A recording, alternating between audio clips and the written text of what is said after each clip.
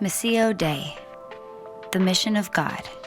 It is here, it is now, and it is moving. This is more than a story or a rehearsal. This isn't lip service. It is about living God's mission today, the mission of God's intimate relationship with all of creation, expressed through the life of Christ. It's an invitation to embrace God's unfolding vision that Christ made living. It's been here from the beginning. Missio Dei is a moving mission of discovery and healing and hope, an agenda of significance for all who answer yes to the call to serve. Every encounter with God is an opportunity for exploration and growth. Missio Dei is living the message with the community.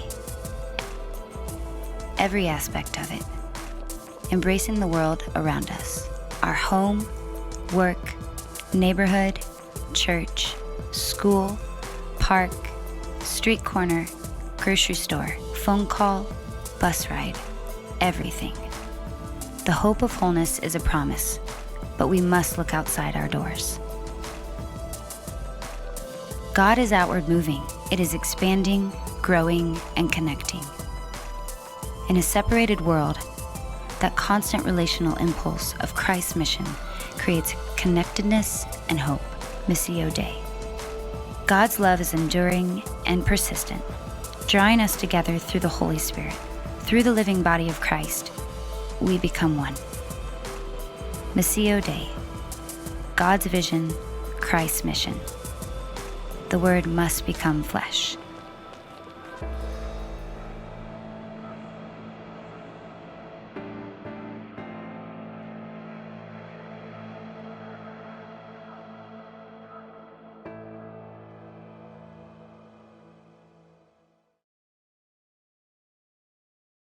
And I just appreciate you guys coming today. But when I started looking at doing this service, one of the things I wanted to do is have a more traditional service. And as you've seen my services before, I always have these fancy graphics on the screen and all this music that's not really corresponds to the community of Christ. So I decided, this time I'm going to stick with what Community Christ has done and go with traditional songs. And unfortunately, yesterday I confronted Coralie and I said, Coralie, I have 4 songs that you have to learn in 24 hours and play for me tomorrow. Is that okay? She looked at me and as the trooper she is, she said yes. So thank you, Coralie. You did a wonderful job. You still have one more.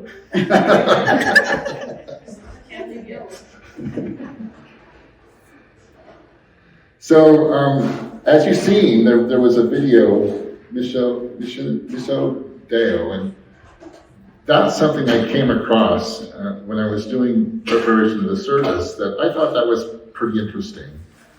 And it was a focus moment, but the mission of God. So that's something that I'd like to explore maybe in other services. And that video came out like a long time ago, like 5 years ago. So I was just surprised that the Community of Christ was doing this kind of, showcase of the services and things like that. So that was kind of a really neat video that I came across. And Bob, next time maybe we can look into that. So,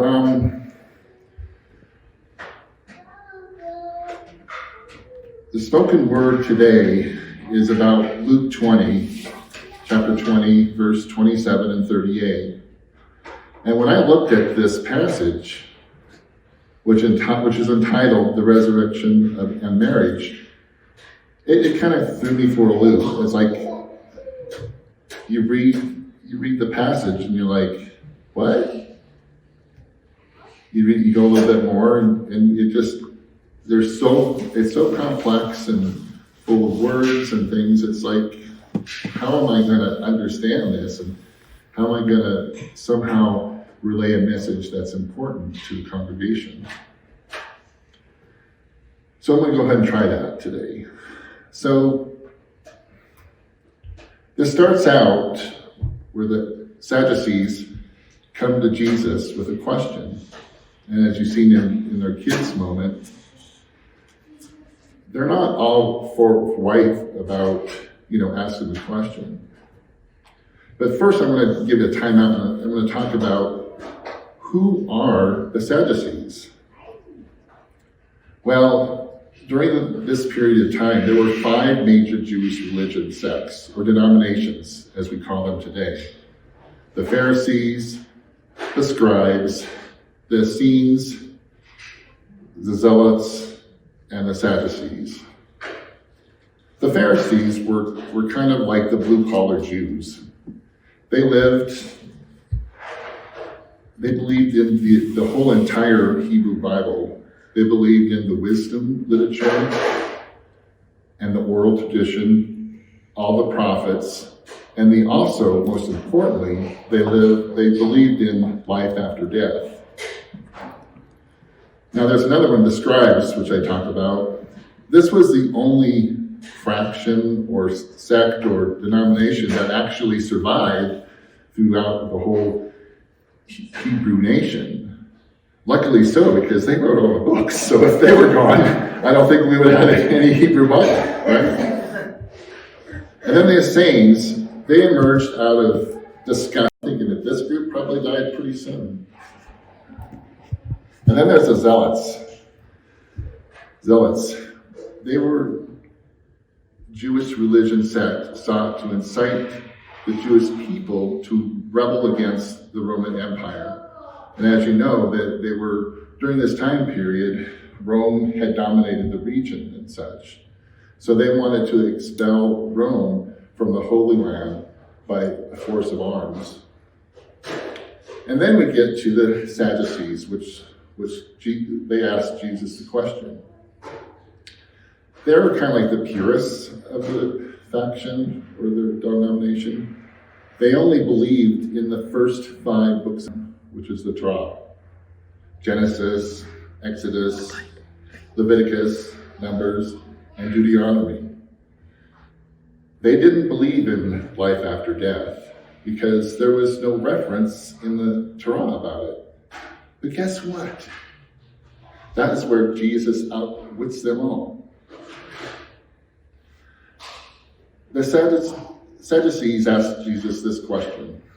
And boy, this is a question. This is kind of like a question that you would get in a math or a physics exam with all the different variables and units and such, and it goes on and on and on. So I'm preparing you for this extra long question. The laws of Moses state, and they're talking about Deuteronomy on chapter 25 on the Torah, about if a man dies, basically who takes care of if there was children or not, or who's going to take care of the wife. So they say the laws of Moses state that if a man dies without children, the man's brother shall marry the widow, and their children will legally belong to the dead man. To carry on his name, we know of a family of 7 brothers. The oldest married and then died without any children. His brother married the widow, and he too died. Still no children. And so it went on after the other until each of the 7 had married her and died, leaving no children. Well, that's kind of a question for Jesus. I wonder what he was thinking, right? Finally, the woman died also. Now, here is our question, Jesus. Whose wife will she be in the resurrection? For all of them were married to her. And we got to think about this because they didn't believe in the resurrection. So this was kind of a question to them that was kind of loaded, right?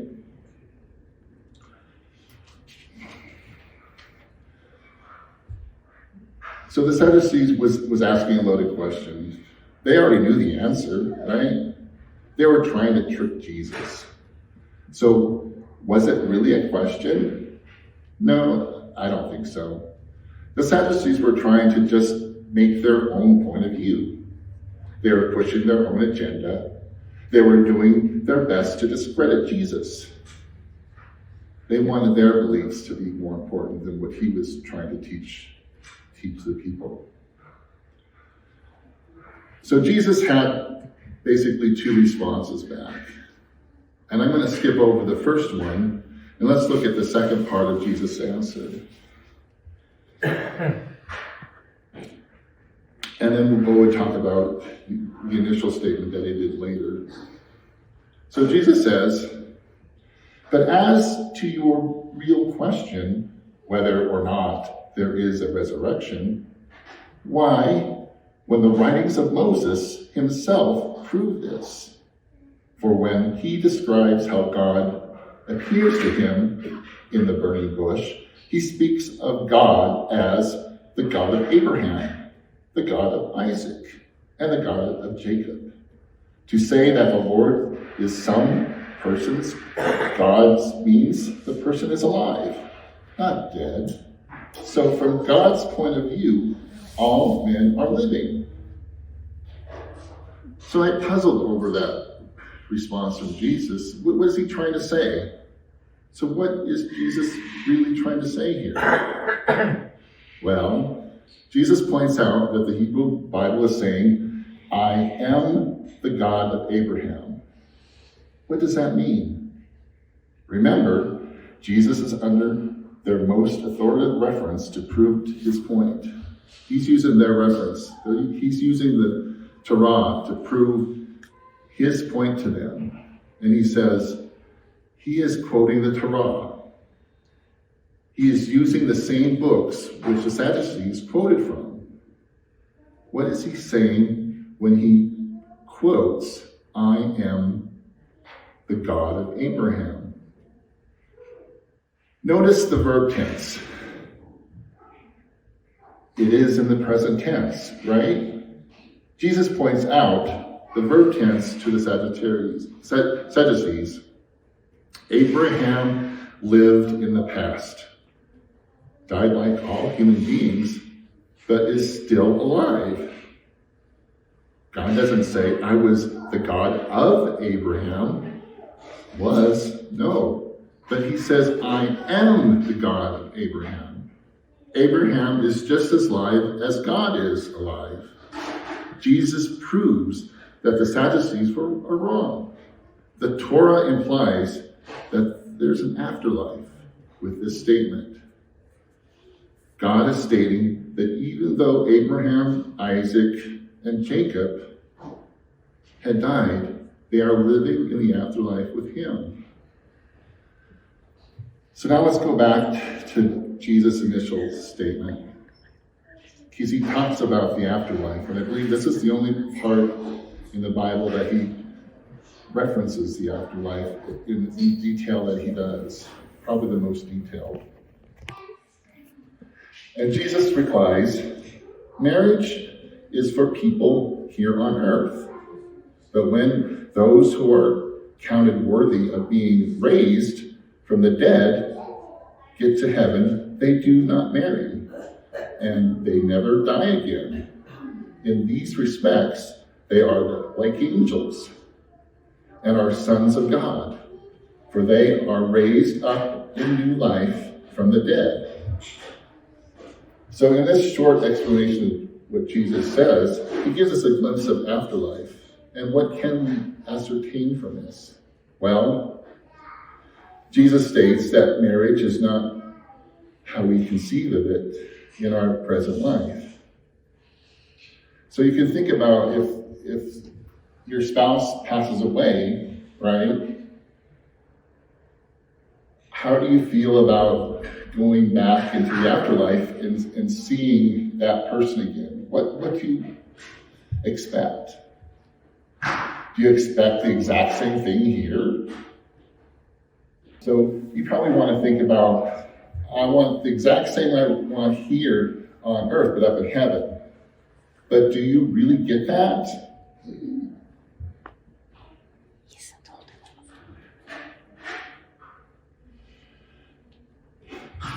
Yesterday was Betty's funeral.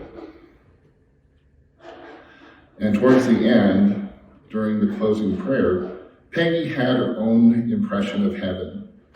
I thought her interpretation was quite comforting. She related heaven as being home. When we head home, as Peggy describes, heaven really can't compare it to what we experience on earth. But I do love the concept of what is being said. That is so comforting to me. So Peggy had her interpretation of what the afterlife was, which is home, which is just a beautiful meaning thing. But can we think of that as being home? That's a good question. At the resurrection, we will be given a glorified body, right? A new life from the dead, a body that will no longer be corruptible. We will never die again. When we know Christ, and when we are all in his eternal presence, there will be a transcending gloriness to the relationship with how we relate. So how can we relate to all these things that we have on the earth? Because when we go into the new world, or the new realm, or the new life, or the resurrection, there will be an overwhelming experience. How can we even describe it? I don't think we can. How can we understand a God who is infinite, uncreated, uncaused, and eternal? God is without boundaries or limits.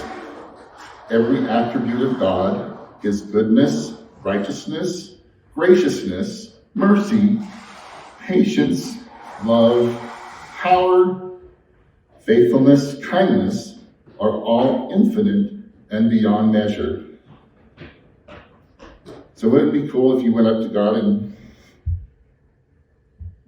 you said, God, what kind of cell phone do I get up here? Well, Mr. Best, we have OS God 1.0. 1.0, boy, that's pretty good. Yeah, we do everything once and we do it right. So just thinking about that, I always thought that was an interesting concept.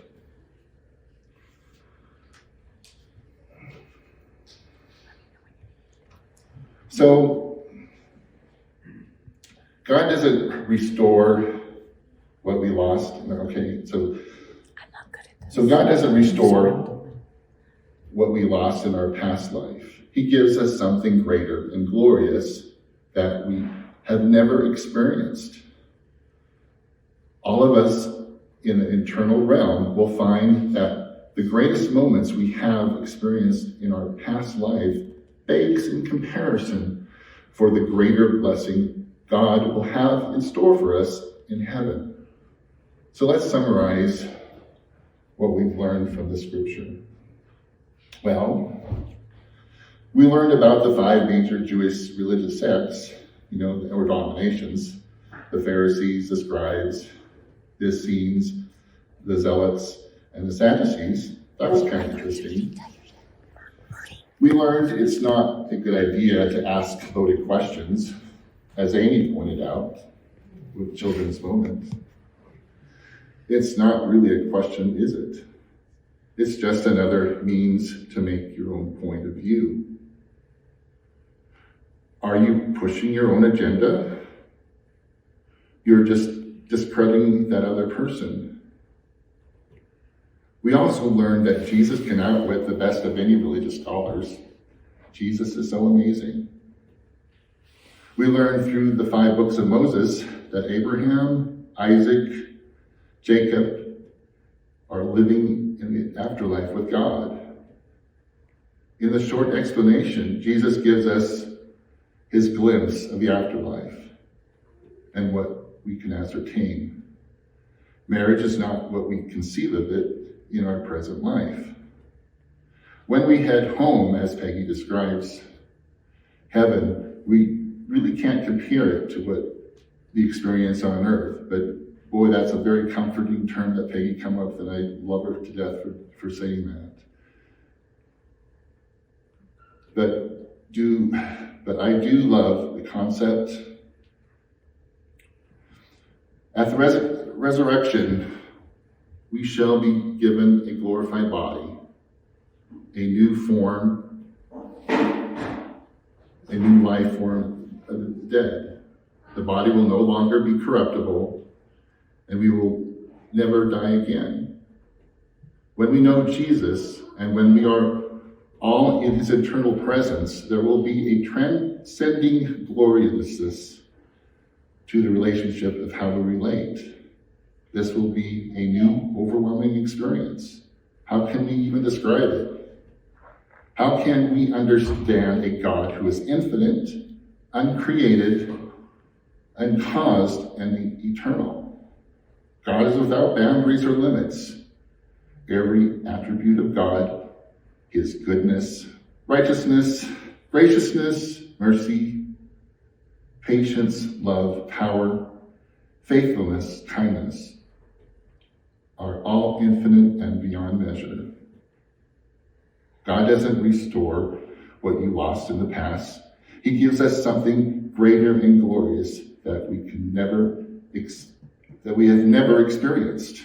All of us in the eternal realm will find that the greatest moments we have experienced in our past life begs in comparison for the greater blessing God will have in store for us in heaven.